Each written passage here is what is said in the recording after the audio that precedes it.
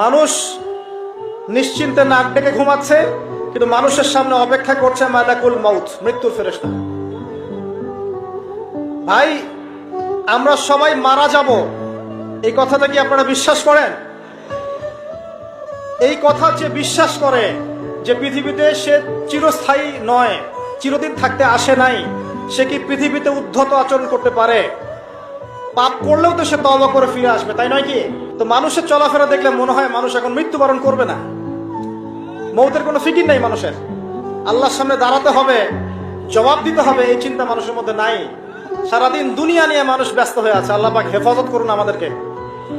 তো পরকালের ক্ষতি দেখেন, মানুষের সামনে অপেক্ষা করছে মউত, মানুষের সামনে অপেক্ষা করছে কবর। কবর যেখানে কেউ যাবে না, আপনি আমি কেউ না, মানে কেউ কারো কবরে যাব না, কেউ কারো কবরে না।